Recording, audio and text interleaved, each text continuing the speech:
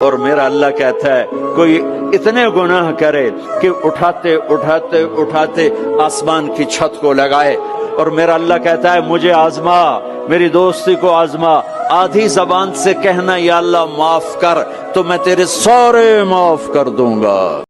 وہی رات کو دن میں داخل کرتا اور دن کو رات میں داخل کرتا ہے، اور وہ دلوں کے بھیدوں تک سے واقف ہے۔ لوگوں، اللہ پر اور اس کے رسول صلی اللہ علیہ وآلہ وسلم پر ایمان لاؤ، اور جس مال میں اس نے تم کو اپنا نائب بنایا ہے اس میں سے خرچ کرو۔ اب جو لوگ تم میں سے ایمان لائے اور مال خرچ کرتے رہے ان کے لیے بڑا ثواب ہے۔ اور تم کیسے لوگ ہو کہ اللہ پر ایمان نہیں لاتے، حالانکہ اس کے پیغمبر صلی اللہ علیہ وآلہ وسلم تمہیں بلا رہے ہیں کہ اپنے پروردگار پر ایمان لاؤ، اور اگر تم کو یقین ہو تو وہ تم سے اس کا عہد بھی لے چکا ہے۔ وہی تو ہے جو اپنے بندے پر واضح آیتیں نازل فرماتا ہے تاکہ تم کو اندھیروں سے نکال کر روشنی میں لائے۔ بے شک اللہ تم پر نہایت شفقت کرنے والا ہے، مہربان ہے۔ اے میرے رب ذوالجلال، اے دلوں کا حال جاننے والے، نیتوں کا حال سمجھنے والے، میرے ہاتھ میں تو کچھ بھی نہیں میرے پیارے رب۔ میری زندگی تو تیری رضا پر چلنے کا نام ہے۔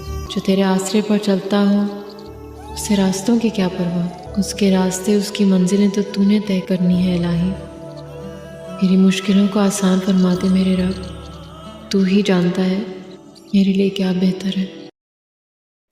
رب کہتا ہے کہ پہلے تو صبر کرنا، ان اللہ مع الصابرین، تو صبر کرے گا تو پھر رب کی معیت ملے گی۔ ذرا ٹھہرنا تو تھوڑا ڈٹنا، ان الذین قالوا ربنا اللہ ثم استقاموا تتنزل علیہم الملائکہ، تو کہے اللہ میرا رب ہے، پھر تو پہلے ڈٹ، پہلے تو نے ڈٹنا ہے۔ ثم استقاموا، جو ڈٹ گیا، تتنزل علیہم الملائکہ، ڈٹنے والے کے لیے مدد آتی۔ پہلے تھوڑا ٹھہرنا پڑتا ہے، پہلے تھوڑا صبر کرنا پڑتا ہے، حوصلہ کرنا پڑتا، اس کے بعد مدد آتی۔ کہہ دو کہ وہ اس پر بھی قدرت رکھتا ہے کہ تم پر اوپر کی طرف سے یا تمہارے پاؤں کے نیچے سے عذاب بھیجے، یا تمہیں فرقہ فرقہ کر دے اور ایک کو دوسرے سے بھڑا کر آپس کی لڑائی کا مزہ چکھا دے۔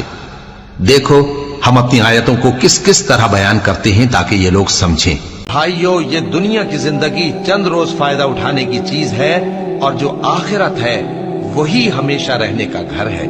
جو برے کام کرے گا اس کو بدلہ بھی ویسا ہی ملے گا، اور جو نیک کام کرے گا، مرد ہو یا عورت، جبکہ وہ صاحب ایمان بھی ہو، تو ایسے لوگ بہشت میں داخل ہوں گے، وہاں ان کو بے حساب رزق ملے گا۔ بھلا تم نے اس شخص کو دیکھا جس نے اپنی خواہش کو اپنا معبود بنا رکھا ہے اور باوجود جاننے بوجھنے کے گمراہ ہو رہا ہے؟ تو اللہ نے بھی اس کو گمراہ رہنے دیا، اور اس کے کانوں اور دل پر مہر لگا دی، اور اس کی آنکھوں پر پردہ ڈال دیا۔ اب اللہ کے سوا اس کو کون راہ پر لا سکتا ہے؟ تو کیا تم لوگ نصیحت نہیں حاصل کرتے اور کہتے ہیں کہ ہماری زندگی تو صرف دنیا ہی کی ہے، کہ یہی مرتے اور جیتے ہیں اور ہمیں زمانہ ہی ہلاک کر دیتا ہے، اور ان کو اس کا کچھ علم نہیں، محض قیاس آرائیاں کرتی ہیں۔ لوگوں، تم سب اللہ کے محتاج ہو، اور اللہ ہی تو بے نیاز ہے، لائق حمد و ثنا ہے۔ اگر وہ چاہے تو تم کو نابود کر دے اور نئی مخلوق لے آئے، اور یہ اللہ کو کچھ مشکل نہیں۔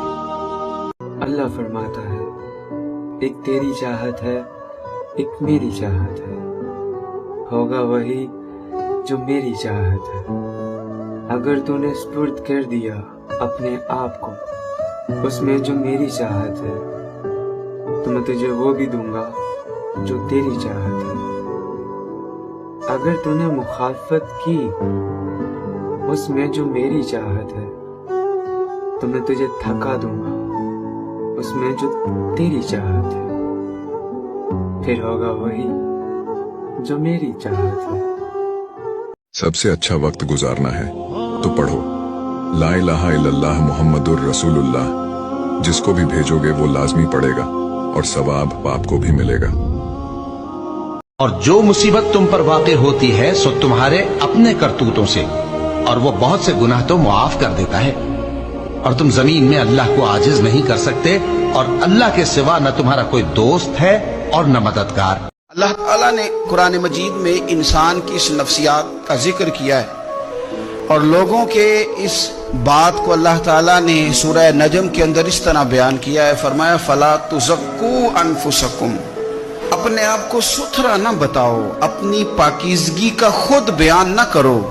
फरमाया हुआ अअलमु बिमनित्तका, अल्लाह बेहतर जानता है परहेजगारों को, उसे परहेजगारों की ज्यादा खबर है। तुम ना बताओ कि जब से बड़ा हुआ हूं नमाज नहीं छोड़ी, तुम ना बताओ कि मैं बहन भाइयों को मैंने ही पाला है, तुम ना जिक्र करो कि फलाने को रोटी मैंने खिलाई, तुम ये बात ना करो कि फला आदमी के साथ मैंने नेकी की थी। हुआ अअलमु बिमनित्तका, अल्लाह को बेहतर पता है मुत्तकी कौन है।